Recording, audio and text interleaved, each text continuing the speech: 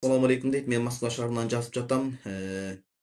Орунсуз суроо берсен алдын ала кечирим сурайын дейт. Талак боюнча айыз учурунда талак берсе түшпөйт дейт. Ушул боюнча жооп берип коюңуздарчы суранычы.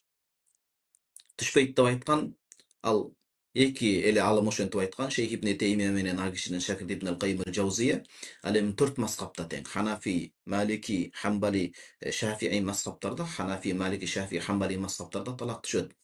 Мына кол астымда Al-Muhtar lil Fatwa деген китеп бар. Мына ушул китепте дагы келет. Талак түшөт. Фатва ушуга берилет. 4 мазхабта тең мындай бир бекем туруп айтылган сөз. Аял кишинин боюнда болгон учурда талак түшөт. Аял киши этеккер хайзы келип турган учурда да күйөөсү талак айтса түшүп калат. Бирок өтө чоң күнөөкөр болот. Анткени муну 4 мазхабтын бири Ханафи мазхабта талак бид'i дейт. Чоң күнөөгө жетелеген талак.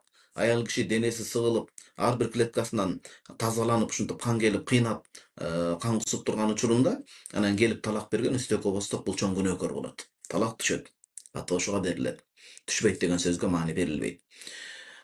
Алымдарыбыз бүт далилдери менен жазып кеткен. Бадруттин Айни рахимахуллах алымыбыз Нусабул Афкар деген китебинде Шарх Маанил Асарда айтат.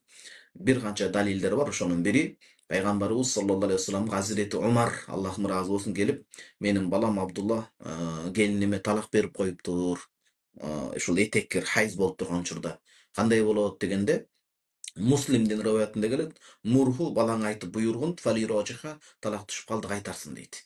Талак түшкөндө ошондо рожа кылынат да бул жерде. Ачык талак айтылып атат, кайтарсын никесине кайра. Бул алгачкы талак болсо, кийин анан тазаргандайын көрсүн, жашасын, такыр болбосо кийин таза кезинде ажырашсын, азыр күнөөкөр болот. Ушул боюнча кайтарбай калтырып койсо дейт. Бухаринин риваятында келет, хусибат талкатун дейт. Бул бир талак болуп эсептелди дейт. Демек, боюнда бар кезде ошол талак түшөт. Бул биздин Ханафи мазхабта да, башка үч мазхабта да бекемделген сөз. Күнөөкөр болот талак берген адам.